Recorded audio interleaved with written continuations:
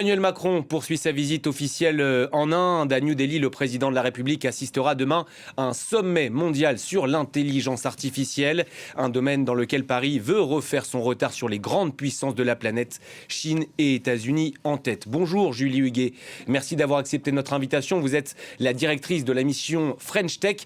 Votre mission justement principale lors de ce sommet mondial sur l'IA, c'est quoi exactement? Accompagner les startups françaises de l'IA? Oui, bonjour, ravie d'être parmi vous depuis Delhi.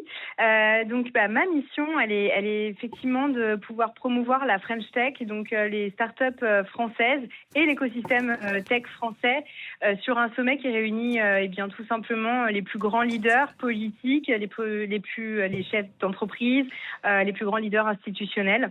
Ils sont tous réunis pour prendre des décisions, pour parler de l'avenir de l'intelligence artificielle et surtout de ses applicatifs. La thématique du sommet, c'est l'impact. Et donc, l'objectif de la mission French Tech et de la délégation que j'accompagne, donc plus de 19 startups, c'est avant tout de pouvoir leur permettre d'accéder aussi à ces décisions, de pouvoir participer au débat, de montrer à quel point la France est bien positionnée sur les sujets d'intelligence artificielle et sait surtout innover avec impact. Et puis, le dernier objectif de cette délégation, c'est aussi de pouvoir explorer les relations commerciales avec l'Inde, puisque finalement, l'Inde est une puissance montante, notamment sur les sujets technologiques. Et donc, la France a tout intérêt à resserrer les liens et à pouvoir commercer avec l'Inde. Vous l'avez brièvement évoqué pour les startups françaises de l'IA, notamment celles qui sont spécialisées dans le secteur de la santé. L'Inde et son 1,5 milliard d'habitants représentent un marché majeur. Quelle est la stratégie de développement ? Oui, tout à fait. C'est un marché qui est colossal. Je pense que ce qui est intéressant de souligner, c'est qu'on a beaucoup de complémentarité avec l'Inde, mais aussi des points communs. D'abord, effectivement, donc c'est un très grand marché qui forme plus de 1,5 million d'ingénieurs par an.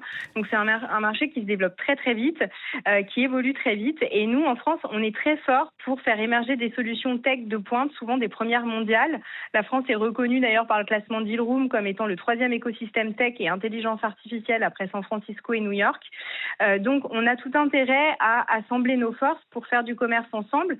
Et ce qui est intéressant, évidemment, pour répondre à votre question, c'est que nos startups déploient des solutions qui reçoivent un très bel accueil en Inde, puisqu'on a des valeurs communes. Donc, le sujet du sommet cette année, c'est l'impact. Et donc, c'est ce qu'on a voulu prouver au travers de collaborations de startups qui collaborent déjà ou qui veulent collaborer avec l'Inde et montrer que grâce aux solutions d'intelligence artificielle, on peut permettre le progrès.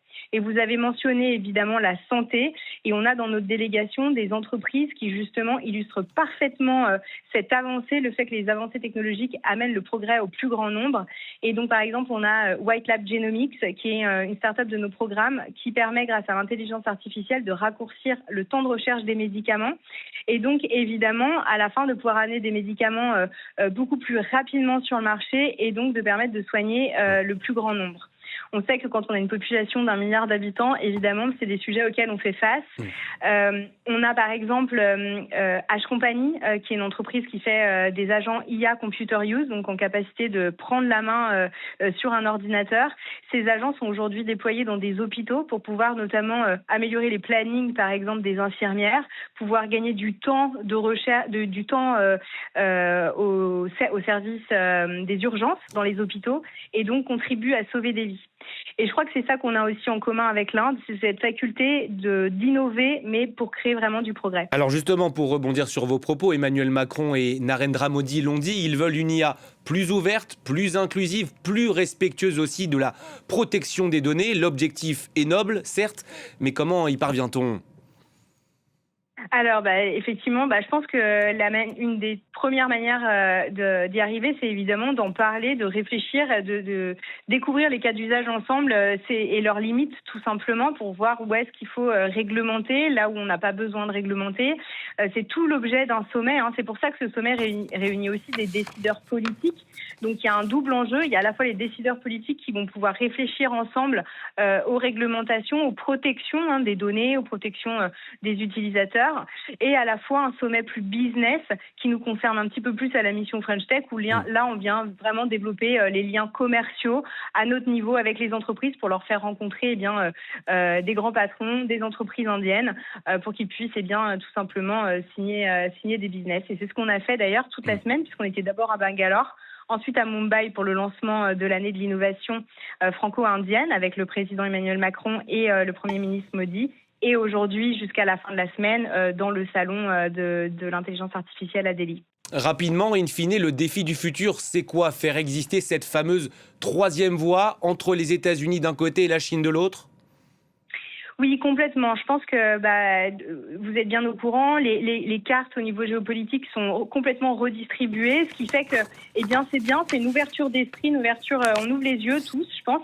Et donc, on développe progressivement des nouvelles alliances commerciales et on s'intéresse à des nouvelles zones peut-être avec lesquelles on a toujours collaboré, mais avec lesquelles on a aujourd'hui besoin de renforcer les liens. Je pense évidemment au Canada. L'Inde est un très bel exemple. Vous avez tous les pays des zones LATAM. Et d'une manière générale, pour qu'une entreprise, et moi je parle principalement des startups puisque c'est les startups que j'accompagne, mais pour qu'une entreprise puisse accélérer, devenir un leader international et qu'on puisse ainsi avoir des solutions qui soient au niveau des géants que l'on voit apparaître aux États-Unis ou en Chine, il faut pouvoir se développer. Et donc les relations internationales sont essentielles. Et donc pouvoir faire du commerce avec des grands marchés comme ceux que j'ai cités précédemment, c'est évidemment clé pour la réussite des entreprises et à la fin pour notre souveraineté. Merci beaucoup Julie Huguet d'avoir accepté aujourd'hui l'invitation de France 24. À bientôt sur notre antenne.